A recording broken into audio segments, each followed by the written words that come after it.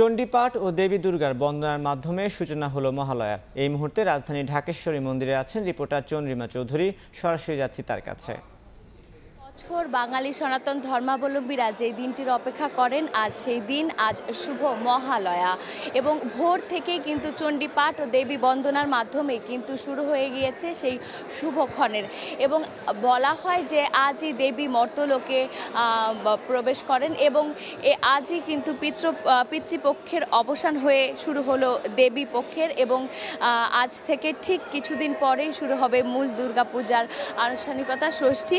এবং আজ ভোর থেকে কিন্তু চণ্ডীপাঠ করা হয়েছে। আমরা দেখাচ্ছিলাম যে আমরা ঢাকেশ্বরী মন্দিরে রয়েছি। এখানে সকাল থেকে কিন্তু দূর দূরান্ত থেকে ভক্তরা এসেছেন এবং এখানে চণ্ডীপাঠ হয়েছে এবং নানান ধরনের সাংস্কৃতিক আয়োজনের মাধ্যমে কিন্তু এই মহালয়ের শুভক্ষণ এবং পবিত্র সকালটিকে আরও শুদ্ধতায় ভরিয়ে দিয়েছে ভক্তরা। এবং এখন তারা বিভিন্ন জায়গায় দেবীর কাছে বন্দনা করছেন, আরাধনা করছেন এবং ঠিক কিছুক্ষণ পরেই শুরু হবে মহালয়ার দ্বিতীয় আনুষ্ঠানিকতা, যেটাকে বলা হয় যে যারা মারা গেছেন সেই পূর্বপুরুষদের উদ্দেশ্যে কিন্তু তর্পণ দেয়া হবে, জল অর্পণ করা হবে। বলা হয় যে এরই মাধ্যমে কিন্তু যারা পূর্বপুরুষ আছেন এবং সমস্ত জীবের উদ্দেশ্যে, জীবের কল্যাণের উদ্দেশ্যে, শান্তির উদ্দেশ্যে কিন্তু এখানে জল অর্পণ করে তারা মঙ্গল কামনা করবে। এটাই আসলে মহালয়ার মূল আনুষ্ঠানিকতা।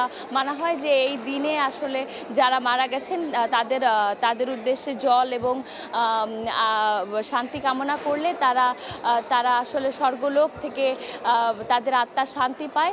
এবং এরপরে দেখা যাচ্ছে যে এখান থেকে ভক্ত অনুসারীরা বিভিন্ন জায়গায় যাচ্ছেন এবং তারা পরিবার নিয়ে এসেছেন।